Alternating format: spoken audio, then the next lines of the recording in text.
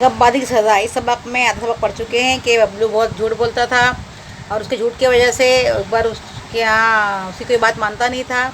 एक दिन उसने आकर कहा कि उसके कमरे में शेर है, पर किसी ने उसकी बात पर यकीन नहीं करा और उसे भगा दिए।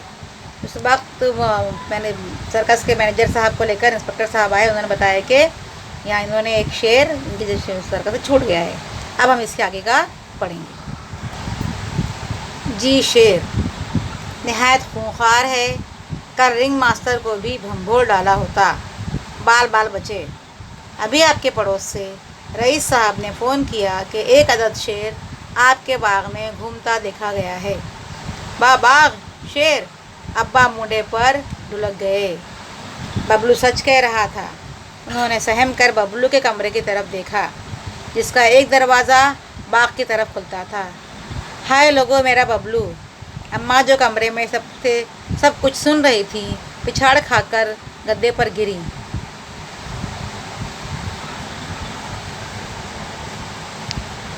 फिर उठकर वो दौड़ी बबलू के कमरे की तरफ।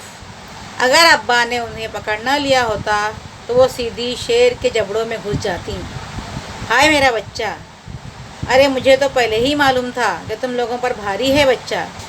उसकी जान लेकर चैन आया।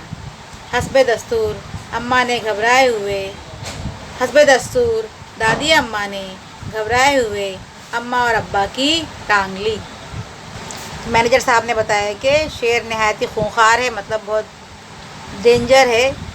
और रिंग मास्टर ने जो सर्कस में, अब तो नहीं है, पर सर्कस में जो लोग खेल खिलाते थे उनके इशारों पर तो शेर वगैरह खेल खेलते थे, बोले उसने रिंग मास्टर भंबो डाला होता, मतलब मार दिया होता, उनको बुरी तरह नोच लिया होता, लेकिन वो बच गए।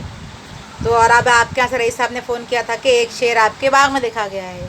बाग में सुनते ही वो उसके अब्बा समझ रहे बबलू सही कह रहा था, क्योंकि उनका एक दरवाज़ा, बबलू के कमरे का दरवाज़ा बाग की तरफ खुलता है। उसकी अम्मा, बबलू की अम्मा कमरे में पीछे सुन रही थी, वो गद्दे पर गिर गई और दादी अम्मा भी चिल्लाने लगेंगे तुम लोगों ने बच्चे का ख्याल नहीं रखा। हाय मेरा नन्हा मुन्ना बबलू। शेर ने चबा डाला और उसने डर के मारे आवाज़ भी तो नहीं निकाली। खाला जान रोने लगी और जम्मू और शब्बू भी फूट फूट कर रोने लगे। अब्बा का बुरा हाल हो गया। वो तो खाली हाथ ही घुस कर शेर से गुथ जाना चाहते थे। उनका बस न था कि शेर के हलक में हाथ डालकर अपने लाडले बबलू को निकाल लाएं। लोगों ने बड़ी मुश्किल से उन्हें दिलासा दिया। बंदूकें और लाठियां लेकर सब बबलू के कमरे की तरफ दौड़े। अंदर झांका तो दो बड़े बड़े अंगारे पलंग के नीचे दहक रहे थे।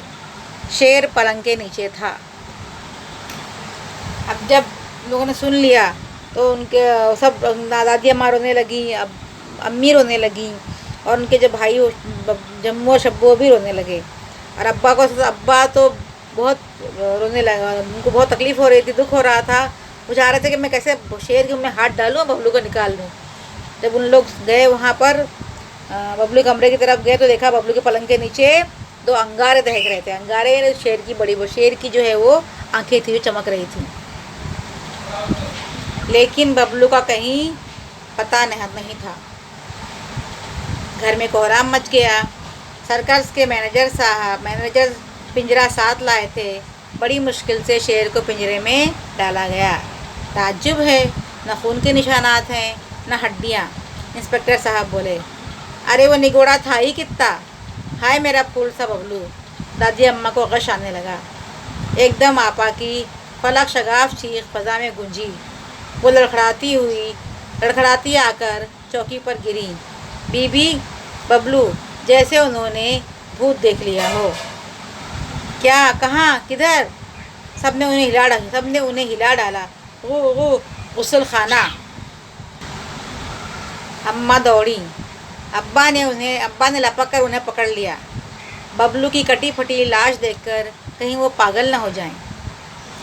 कलेजा थामे अब्बा और मेवाराम रोते बिलबिलाते गुस्ल खाने में पहुँचे, लेकिन वहाँ कोई लाश न थी। वहाँ बबलू मियाँ घड़े के पास उकड़ू बैठे ऊँग रहे थे। बबलू मियाँ गठरी बने घड़े के पास उकड़ू बैठे ऊँग रहे थे। घर में एक शोर मच गया। बबलू मियाँ को शेर ने खा लिया, इस तरह शोर मच गया। दादी अम्मा को दादी अम्मा को गश आने लगा, यानी बेहोश होने लगी। उतने में हाँ वो जो आपा है वो चीखी बी बबलू। तो लोगों को लगे उन्होंने बबलू की लाश वाश देखी होगी। तो पूछे कहाँ है, उन्होंने कहा बता दिया उसल खाने में। सब दौड़े उस तरफ। अब्बा ने अम्मा को पकड़ लिया कि कहीं बबलू की कटी पटी लाश देखकर अम्मा जो है वो पागल ना हो जाएं।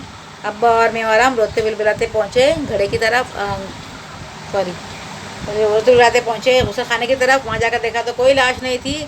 बबलू मियाँ गठरी बने, मतलब एकदम छोटे से उकड़ू बैठते ना, उकड़ू बैठकर वो ऊँघ रहे थे, यानी बैठे बैठे वो सो रहे थे। यानी बबलू मियाँ अपने कमरे में नहीं थे, वो गुसल खाने में जाकर शेर से डर के गुसल खाने जाकर बैठ गए थे, क्योंकि शेर उनके कमरे में पलंग के नीचे बैठा हुआ था।